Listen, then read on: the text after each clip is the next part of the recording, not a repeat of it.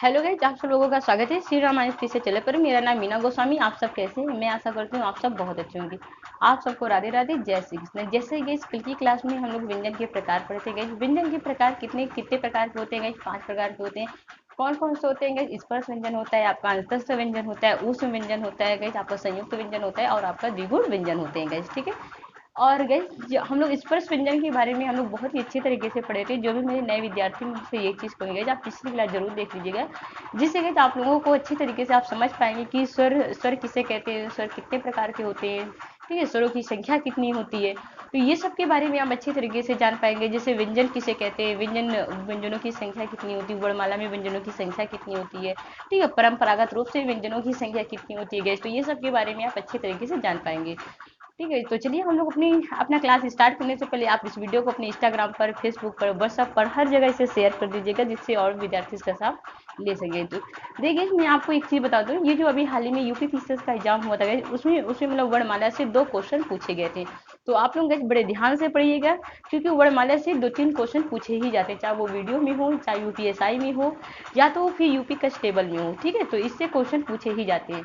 अब बात आती है गाइस, यहाँ पास हम लोग क्या पढ़े थे? व्यंजन।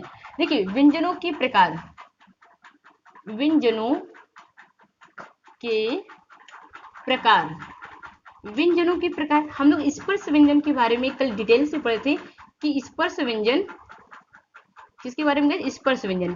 अब बात आती है कि मैम थोड़ा सा आप हमें पिछली क्लास का, जो भी नए विद्यार्थी तो उनको नहीं पता होगा कि स्पर्श व्यंजन किसे कहते हैं। स्पर्श का मतलब क्या होता है? छूना से होता है। स्पर्श का मतलब क्या क्या होता है गाइस? छूना से होता है। कहने का मतलब ये चीज है कि जिन व्यंजनों का उच्चारण करते समय, जीभ मुंह के किसी न किसी भाग को छूकर निकलती है, उसे गाइस हम क्या कहते हैं? स्पर्श व्यंजन कहते हैं। ठीक है। अब यहाँ पास बात आती है कि जो भी नए विद्यार्थी होंगे उनके दिमाग में आ रहा होगा, मैम कैसे कि जीभ मुंह से किसी न किसी भाग से छूकर निकलती है। जैसे गाइस हम लोग कल की क्लास में पढ़े थे, जैसे का वर्ग, का वर्ग है, ठीक है, यहाँ पास का वर्ग दिया हुआ है गाइस। अब का वर्ग का जो भी उच्चारण स्थान होगा, जैसे क, खा, गा, घा, अंगा, तो अब जो भी इसका उच्चारण स्थान देखिए कहाँ से हो रहा है, का, खा, गा, घा, अंगा। तो इसका जो उच्चारण स्थान है तो क्या कहाँ से आ रहा गाइस? कंठ से आ रहा। इसी तरह गाइस अगर मैं चा की बात करूं, चा वर्ग की बात करूं, मैं चा वर्ग की, अब देखिए गाइस ये आपका हो गया चा वर्ग की। मैं बात करूं थोड़ा से, चा, छा, जा, झा, इया। देखिए, चा, छा, जा, झा और इया।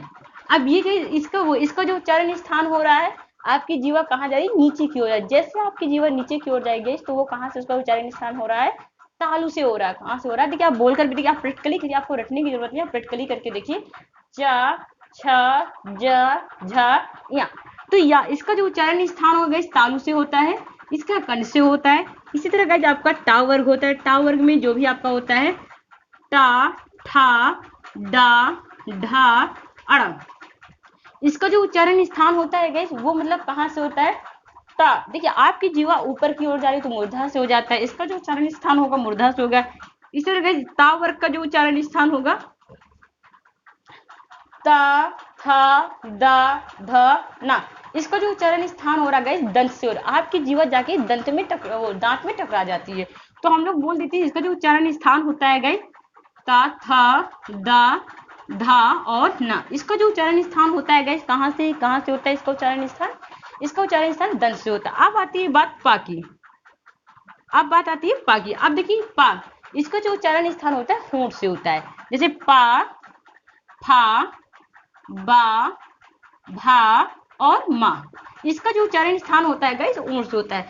अब देखिए, आपकी स्पर्श व्यंजन की संख्या कितनी होती है? 25 होती है। कितनी होती है गाइस? 25 होती है गाइस। देखिए, स्पर्श व्यंजन को हम लोग वर्गीय व्यंजन के नाम से भी जानते हैं। अब देखिए, ये तो आपका, इसके बारे में तो कल हम लोग डिटेल से पढ़ चुके। आज हम लोग जानेंगे अंतस्थ व्यंजन के बारे में। किसके बारे में गाइस? अंतस्थ व्यंजन। अंतस्थ व्यंजन के बारे में जानेंगे। अब देखिए, अंतस्थ व्यंजन कहते किसे? सबसे पहले आप समझ लीजिए, अंतः का मतलब क्या होता है? अंतः का मतलब होता है भीतर। अंतः का मतलब गाइस क्या क्या होता है? भीतर से। कहने का मतलब ये चीज है गाइस कि उच्चारण के समय जो व्यंजन मुंह के भीतर ही रहे, जो व्यंजन मुंह के भीतर ही रहे उससे हम क्या कहते हैं, अंतस्थ व्यंजन कहते हैं। ठीक है, अब आप लोगों के दिमाग में आ रहा होगा कि मैम अंतस्थ व्यंजन, चलिए ठीक है, हमने तो मान लिया कि हम जब उच्चारण करते हैं जो व्यंजन होते हैं हमारे मुंह के भीतर ही रहते हैं। ठीक है, अब कौन कौन से होते हैं, अब यहाँ पास आपकी बात आती है, पहले आप लोग समझने में जोर दीजिएगा। देखिए, ये आपका अंतस्थ व्यंजन होते कौन कौन से, या होता है, रा होता है, ठीक है, या रा, ला होता है और आपका वा होता है। ये कई आपके अंतस्थ व्यंजन होते हैं। अब इसका जो वर्ग होता है और इसका उच्चारण स्थान की बात कर रहे हैं, किसका बात कर रहे हैं, उच्चारण स्थान की। देखिए जब आप बोलते हो, अब देखिए आप इसका भी उच्चारण स्थान थोड़ा देख लेते हैं, कहां से होता है, या, आपने क्या बोला, या, तो आपकी जीवा कहाँ जा रही है, नीचे जा रही है। जब नीचे जाती है तो आप तुरंत समझ जाते हो कि ये तालु से है। ये किससे है गाइस, तालु से है। तो आप तुरंत समझ जाएंगे कि इसका जो उच्चारण स्थान होगा वो किससे होगा, तालु से होता है, तालु से होता है। अब इसका जो वर्ग होता है गैस वो तालव्य होता है। वो गैस क्या होता है, तालव्य होता है। ठीक है, तालव्य होता है। अब बात आती है यहाँ पास कि मैम र, तो आपकी जीवा जाके मसूड़े में होता है। कहाँ होता है गैस, मसूड़ा। तो गैस हम कहते हैं कि दंत मूल यानी कि मसूड़ा से। ठीक है, तो यहाँ पास आप क्या लिखेंगे गैस, दंत मूल यानी मसूड़ा।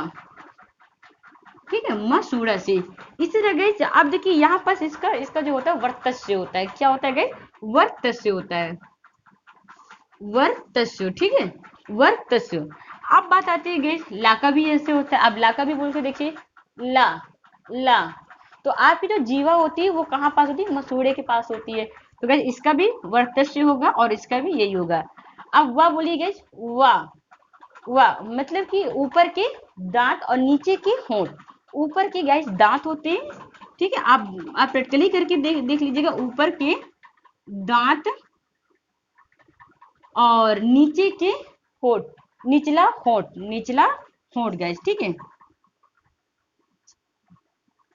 होंठ। ठीक है, अब बात यहाँ पास आती है गैस, अब इसका जो वर्ग होता है वो दंतोष्ठ होता है। क्या होता है गैस, दंतोष्ठ। ठीक है, दंतोष्ठ होता है। क्या होता है गैस, दंतोष्ठ होता है। अब देखिए, अब जो बहुत ज्यादा मोस्ट इंपॉर्टेंट है, जो आपके एग्जाम में पूछा जाता है, देखिए यहाँ पास आप थोड़ा सी इसकी डिफिनेशन लिख लीजिए, फिर मैं आगे समझाती हूँ। उच्चारण के समय जो व्यंजन मुंह के भीतर ही रहे उन्हें हम क्या कहते हैं, अंतस्थ व्यंजन कहते हैं। ये गए चार होते हैं, इनको आप लीजिए, ये चार होते हैं। ये कितने होते हैं, ये चार होते हैं। ये कितनी होती है, इनकी जो संख्या होती है गैस कितनी होती है, चार होते हैं। इन्हीं गैस अर्ध स्वर कहते हैं। याद रखिए गैस, इन्हीं होने को हम क्या कहते हैं, अर्ध स्वर कहते हैं। अब बात आती है गैस, इसे या और वा को हम क्या कहते हैं, अर्ध स्वर कहते हैं। क्या कहते हैं, अर्ध स्वर कहते हैं। अब आप लोगों के दिमाग में आ रहा होगा, मैम आपने तो कहा है इन्हीं अर्ध स्वर कहते हैं, और ये तो मतलब फिर पूरे ही अर्ध स्वर होने चाहिए। तो गाइस मैं आपको अभी समझाऊंगी अच्छे तरीके से, आप थोड़ा धैर्य रखिएगा। ये जो आपका रा होता है ये लुंठित होता है। ये क्या होता है गाइस, लुंठित वर्ण होते हैं, लुंठित वर्ण होते हैं। इससे क्वेश्चन बहुत ज्यादा पूछे जाते हैं कि लुंठित वर्ण क्या होता है, आपका रा होता है। और ये जो ला होता है गाइस आपका पार्श्विक वर्ण होते हैं। कौन से होते हैं गाइस, पार्श्विक होता है, पार्श्विक वर्ण होते हैं। ठीक है, पार्श्विक वर्ण होते हैं, पार्श्विक वर्ण होते हैं। अब देखिए बात आती है यहाँ पर, बस आप इसे इतना गाइस रट लीजिए कि या और वा की बात करें तो अर्ध स्वर होता है। अगर रा की बात करते हैं तो लुंठित वर्ण होते हैं। पार्श्विक वर्ण कौन सा होता है, आपका ला होता है। तो बस मत आप इसे इतना मतलब कि याद कर लीजिए। आप इसका देखिए, अब आपको इसका उच्चारण स्थान भी पता चल गया, इसका भी उच्चारण स्थान पता चल गया, इसका भी पता चल गया और इसका भी आपको पता चल गया। इसे हम लुंठित वर्ण बोलते हैं और इसे हम पार्श्विक वर्ण बोलते हैं। ठीक है, तो मैं आशा करती हूँ कि आपको बहुत ही अच्छे तरीके से समझ में आ गया होगा। तो आप लोग इसे नोट डाउन कर लीजिएगा गाइस, पुश करके। अब आप लोगों के दिमाग में आ रहा होगा कि मैम ये आपने तो अर्थ स्वर बता दी। देखिए क्वेश्चन कैसे आपके इसमें पूछा जाएगा, आपके एग्जाम में क्वेश्चन पूछा भी गया है कि निम्न में से अर्ध स्वर, देखिए आपकी एग्जाम में क्वेश्चन कैसे पूछती है, निम्न में से अर्ध स्वर किसे कहते हैं, ये क्वेश्चन आपके एग्जाम में पूछा गया है गाइस। निम्न में से क्वेश्चन नंबर 1 देखिए, निम्न में से अर्ध स्वर किसे कहते हैं, किसे कहते हैं, अर्ध स्वर किसे कहते हैं। नंबर 1 स्पर्श व्यंजन को, स्पर्श व्यंजन को। नंबर 2 अंतस्थ व्यंजन को। नंबर 3 ऊष्म व्यंजन को, ऊष्म व्यंजन को।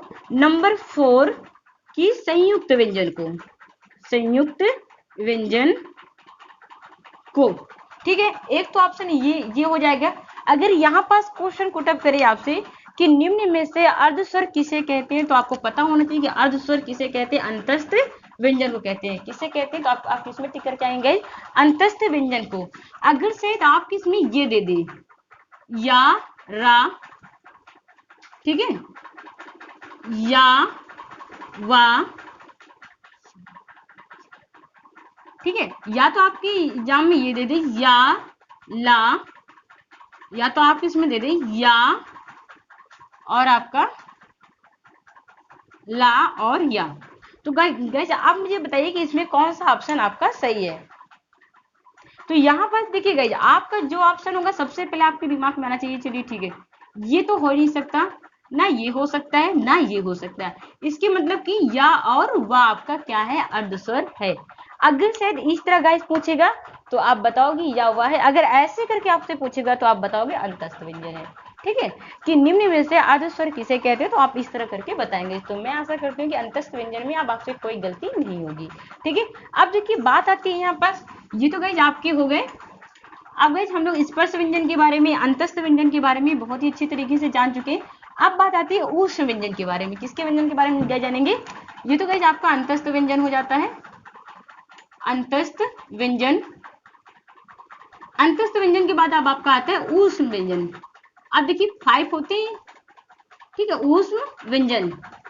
ऊष्म व्यंजन किसे कहते हैं, देखिए ऊष्म का जो मतलब होता है गाइस, अगर मैं ऊष्म व्यंजन की बात करूं, ऊष्म व्यंजन को हम लोग संघर्षी व्यंजन कहते हैं। क्या कहते हैं, संघर्षी व्यंजन भी कहते हैं। ठीक है, ऊष्म व्यंजन को हम लोग संघर्षी व्यंजन भी कहते हैं। ऊष्म का मतलब क्या होता है, गर्म होता है। ऊष्म का जो मतलब होता है गाइस क्या होता है, गर्म होता है। ठीक है, अब देखिए यहाँ पास आप लोगों के दिमाग में आ रहा होगा, अगर शायद आपके एग्जाम में ये दे संघर्षी व्यंजन किसे कहते हैं, तो आप तुरंत कहेंगे कि हम ऊष्म को व्यंजन को ही कहते हैं संघर्षी व्यंजन। देखिए ऊष्म का जो मतलब होता है वो गर्म होता है। कहने का मतलब ये चीज है कि जिन मतलब वो जिन वर्णों के उच्चारण में, जिन वर्णों के उच्चारण वो उच्चारण के समय, देखिए जिन वर्णों के उच्चारण के समय हवा मुख से किसी न किसी भाग से टकराए, किसी न किसी भाग से टकराए और सांस में गर्मी पैदा करे। ठीक है, जिन वर्णों के उच्चारण में गाइस, जिन वर्णों के उच्चारण के समय, ठीक है, समय हवा मुख के हवा मुख के विभिन्न भागों से, मतलब विभिन्न भागों से टकराए और फिर उसमें गर्मी, वो सांस लेने में गर्मी पैदा करे, उसे हम क्या कहते हैं, ऊष्म व्यंजन कहते हैं। अब बात आती है कि मैम ऊष्म व्यंजन देखिए कितने हैं, ये मतलब 4 होते हैं। ऊष्म व्यंजन कितने होते हैं आपके, 4 होते हैं। ठीक है, अब इन्हें मतलब कि हम संघर्षी व्यंजन भी कहते हैं, ऊष्म व्यंजन भी कहते हैं। अब ऊष्म व्यंजन कौन कौन से होते हैं गाइस, आपके शा होता है, शा के बाद आपका ये शा होता है, ये शा होता है, ठीक है, और आपका हा होता है। अब बात आती है गाइस इसका जो वर्ग होता है, पहले गाइस आप लोग समझने में जोर दीजिएगा, फिर मैं आपको दिखा दूंगी। वर्ग और उच्चारण स्थान, उच्चारण स्थान, ठीक है, उच्चारण स्थान। अब देखिए सा का जो उच्चारण स्थान है सा, अब ये तालु से होता है, तो इसका जो उच्चारण स्थान होता है गाइस तालव्य होता है। इसका जो वर्ग होता है गाइस तालव्य होता है, और ये तालु से होता है। किससे होता है, तालु से होता है। सा तो आप यहाँ गाइस समझ जाएंगे, इसका जो होता है वो मूर्धन्य से होता है, मूर्धन्य, मतलब कि मूर्धा, मूर्धा से होता है, मूर्धा से होता है। ठीक है, अब बात आती है इसका जो उच्चारण स्थान होता है श, श, आप बोलिए श। तो आपकी जो जीवा है जाके मसूड़े से होती है, तो इसका जो उच्चारण स्थान होता है वर्तस्य होता है। किससे होता है गाइस? वर्तस्य से होता है। ठीक है, वर्तस्य होता है। अब देखिए इसका इसका जो उच्चारण दंत मूल से होता है। किसका होता है? दंत मूल, यानी कि मसूड़ा से, दंत मूल। ठीक है, अब बात आती है गैस हा। हा क्या है? स्वर तंत्रीय। क्या है गैस? स्वर तंत्रीय। ठीक है, स्वर, स्वर यंत्रीय। क्या है गैस? स्वर यंत्रीय। ठीक है, स्वर यंत्रीय। अब बोलिए हा, हा। ठीक है, अब देखिए स्वर यंत्र मतलब कि स्वर यंत्र, स्वर यंत्र मतलब कि कहने मतलब कंठ, वो कंठ से भीतर, कंठ से भीतर, हाँ, कंठ से भीतर। इसे गाइस हम क्या कहते हैं? इसे हम काकल्य भी कहते हैं। इसे हम हा को क्या कहते हैं? काकल्य कहते हैं। अगर आपके एग्जाम में ये पूछे जाए कि काकल्य, काकल्य वर्ड किसे कहते हैं, तो आपका हा होता है। क्या होता है? हा होता है। ठीक है, हा को भी काकल्य माना जाता है। चलिए गाइस, अब हम इसका थोड़ा सा आप इस ऊष्म का थोड़ा सा आप वो लिख लीजिए। देखिए, ऊष्म का जो अर्थ होता है वो गर्म से होता है। ऊष्म का जो अर्थ होता है वो किससे होता है? गर्म से होता है। जिन वर्णों के उच्चारण, जिन वर्णों के उच्चारण, जिन वर्णों के उच्चारण के समय हवा मुख, हवा मुख के विभिन्न विभिन्न भागों से, विभिन्न भागों से टकराए, हवा विभिन्न भागों से टकराए और सांस में गर्मी पैदा कर दे, सांस में गर्मी पैदा कर दे, उसे गाइस हम क्या कहते हैं?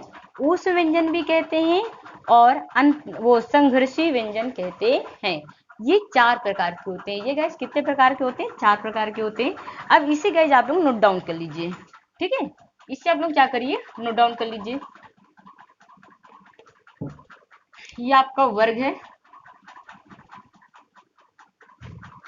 ये आपका क्या है? वर्ग है। अब देखिए बात यहाँ पास आती है गाइस संयुक्त व्यंजन की। अब मैं बात करूं, ये आपका क्या है? संयुक्त, संयुक्त व्यंजन। ठीक है, संयुक्त व्यंजन की अब मैं बात करूं, संयुक्त व्यंजन किसे कहते हैं गाइस? जो व्यंजन दो व्यंजनों से मिलकर बनते हैं, दो व्यंजनों से मिलकर बनते हैं। और जब जब गाइस दो व्यंजन जब मिलते हैं तो एक नए व्यंजन का क्या कर देते हैं? निर्माण कर देते हैं। जब दो व्यंजन से मिलकर बनते हैं गाइस तो एक नए व्यंजन का क्या कर देते हैं? निर्माण कर देते हैं। अब देखिए गाइस यहाँ पास बात आती है,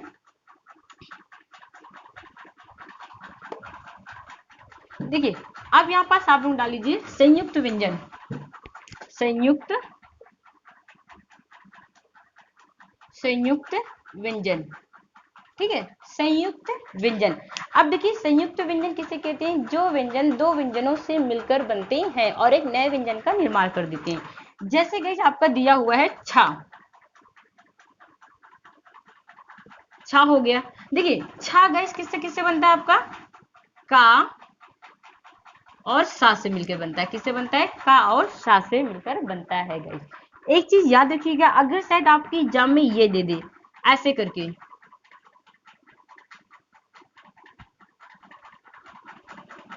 तो गाइज अगर शायद यहाँ हलंत लगा है तो याद रखिएगा यहाँ भी हलंत लगेगा।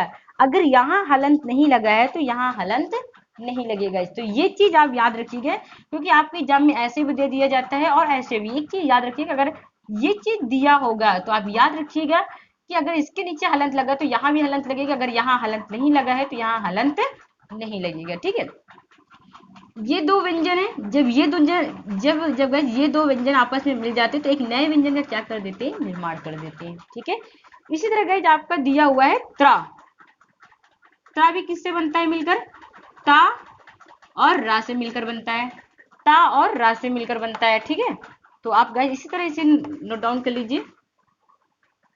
ठीक है, इससे ये दो व्यंजन है और इससे मिलकर एक नए व्यंजन का निर्माण हो जाता है। इसी तरह आपको गाइज ग्रा दिया हुआ है, ग्रा जा और यहाँ से मिलकर बनता है। इसी तरह गाइज आपका श्रा दिया हुआ है, श्रा,